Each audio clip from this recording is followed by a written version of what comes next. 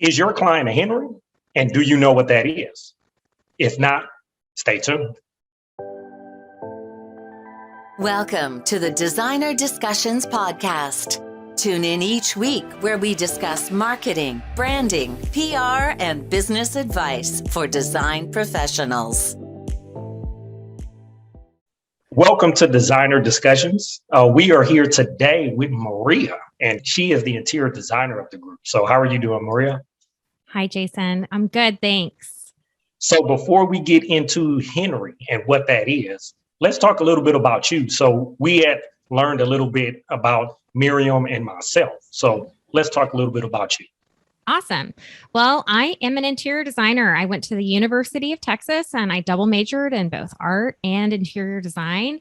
And I have been servicing people in the new home construction industry ever since about 2000 here in Austin, Texas.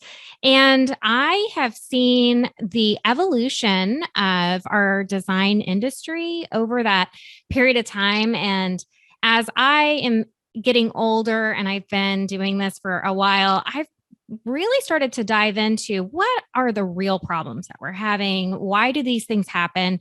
And what can we do to make the industry better for people who are new and coming into it? And so I've created an app to try to help make new construction a little bit easier and to help people that are in the remodel phase. It all came from me working with a specific builder. He gave me 25 $1 million plus homes that I needed to spec out in 1 year. And it was like an experiment for me. I was meeting a lot of new people. They all had different, interesting backgrounds. They all kind of wanted the same thing, they had the same requests, the same experiences. And since then, I have put a lot of time and energy into researching what is that and who are these people and why is it that it doesn't matter what their socioeconomic backgrounds are, but once they get into this price point of home, they are similar. And why are they similar? And what does this look like? So I've been pretty excited to dive in a little bit deeper and learn more about who that person is. And that person is called a Henry. This was a term coined in 2003 by Fortune magazine. They're a high earner, but they're not rich yet. So that's the acronym for Henry. And what's great about these people is that they are the same. And there's a lot of reasons for why they're the same. First is they all are going to be like a single income of $250,000 a year, or as a family, about $500,000 or more. And what they're doing is they're all participating in building their financial assets. They have jobs. They go to work to make the money so that they can live a lifestyle that they want to live. They have children at home, or they're paying for them to go to college. They are affluent, but they're not luxury affluent yet. However, this is a stepping stone for becoming a luxury affluent person. And a luxury affluent person is not going to have to work to be able to maintain and support the lifestyle that they want to live. And the interesting thing is about this perspective, they all are looking for a similar client experience when they are working with an interior designer. And it's coming from what they know, what they've experienced, and what it is that they like and want. And it doesn't have anything to do with color or their aesthetics. It has to do with what their experiences are and what it is that they're looking for. So I would just like to define this for people so that they understand what we're really dealing with. They are new to design services. They probably never used an interior designer before. They are watching HGTV. And they do get design magazines. So their idea of what a budget is or what a design aesthetic is typically something that's being mailed to them in the mail.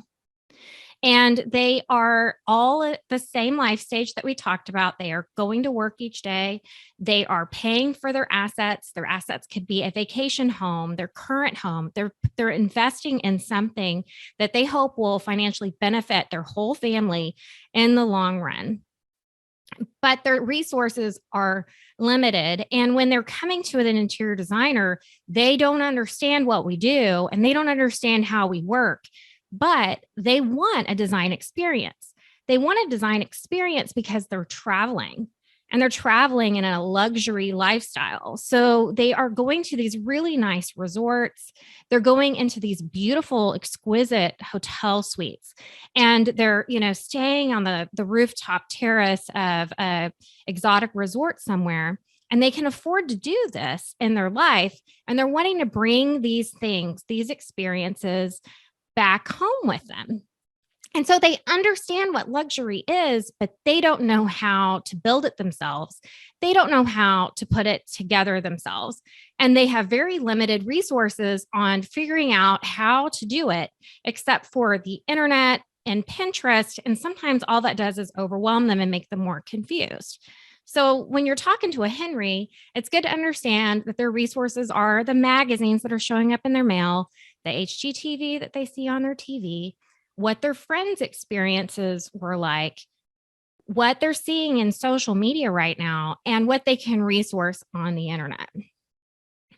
So how does this tie in to when you're working as an interior designer and you're meeting with a Henry and you're wanting to create a design experience for them? Well, there's a lot of factors that are going to impact why they're going to make a decision. Are they going to make a decision because it feels comfortable, or are they going to make a decision because they think it's going to help them to achieve a goal? We don't really know until you dive in a little bit deeper and learn more about your clients.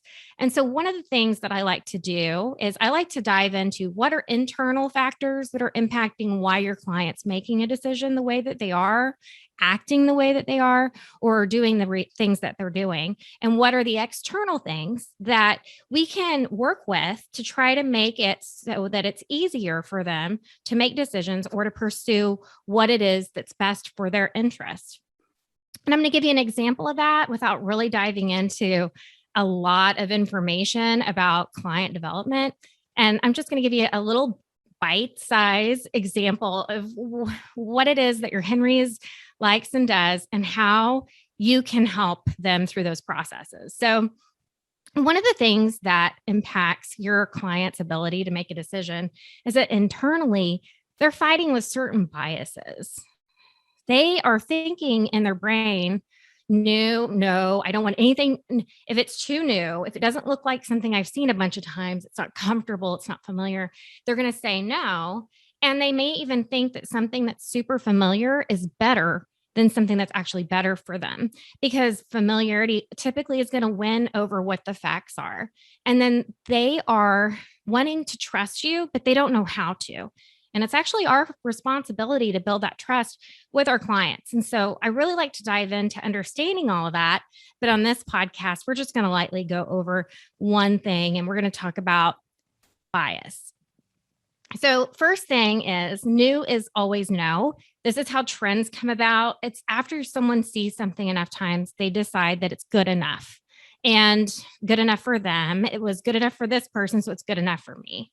And so we always have to be prepared that your client is going to say no. And I think a lot of people come into the design industry thinking that if someone says no, they mean no.